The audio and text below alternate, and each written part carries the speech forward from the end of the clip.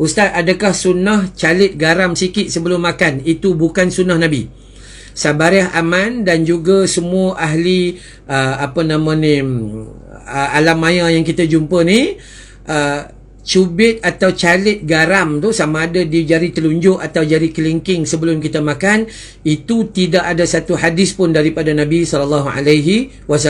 Maka jangan percaya dengan amalan tersebut lah, jangan percaya dengan amalan tersebut. Sunnah Nabi, hak pertama kita kata tadi, basuh tangan dulu. Yang kedua kita kata tadi, baca basmalah, bismillah atau bismillahirrahmanirrahim. Yang ketiga, jika mampu pakai 3 jari makan, perlahan ambil masa.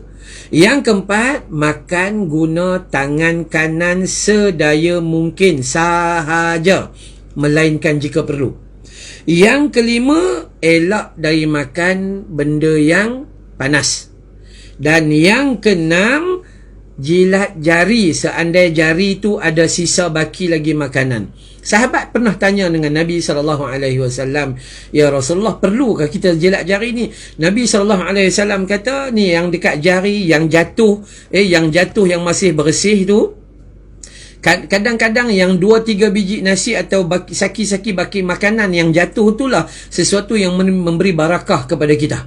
Maka jangan buang makanan tersebut. Dan seterusnya, sunnah kita bersihkan pinggan mangkuk kita. Makan bersih sendiri. Itu sunnah.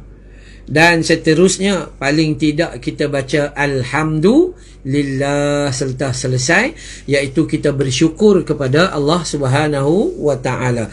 Kalau kita tengok sini, ada 8 perkara. Ada 8 perkara. Ada orang perli, orang yang jilat jari tanda tak cukup makan. Kalau dia perli kita, maka dia seumpama menghina Nabi SAW. Maka dia kena bertanggungjawab dekat akhirat nanti. Kerana kita, kalau orang kafir hina sunnah Nabi pun, kita boleh buat demonstrasi dan mengamuk-mengamuk dan sebagainya. Ini orang Islam, kalau dia cakap begitu, dia seperti mempermainkan as-sunnah Nabi SAW. Kadang-kadang orang ni, bila dia tak ada ilmu, malah dia tak ada perasaan, dan dia tidak mencintai Nabi SAW, maka dia boleh kata apa sahaja. Jadi kita ni, kalau dengar sedemikian, kita boleh tegur dia, ini sunnah Nabi, jangan hina sunnah Nabi kita. Sebab apa? Sebab Allah dah janji pada kita, qul in kuntum tuhibbunallaha fattabi'uni yuhibbukumullah. Orang yang sayang kepada Nabi, dia amal sunnah Nabi, maka dia akan dapat kasih dan sayang daripada Allah Subhanahu wa Ta'ala. Ruby Abu Bakar, Ustaz, macam mana kalau kita pergi makan dekat kedai atau restoran? Baik, bila kita makan dekat kedai atau restoran, zahirnya bersih, insya-Allah. Zahirnya bersih. Jangan, kita tak boleh nak pandang, takkan kita nak pergi dapur dia lah, itulah, ini dan sebagainya.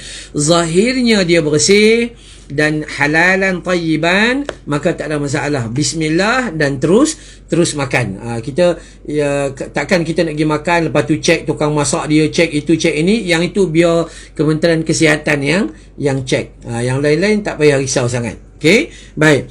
Itu kalau kita cek ada 8 perkara, dan di hujungnya Allah menyebut, Nabi SAW menyebut, kita berdoa. Apa berdoa lepas makan? Alhamdulillah. Bersyukur kepada Allah atas nikmat yang dia bagi.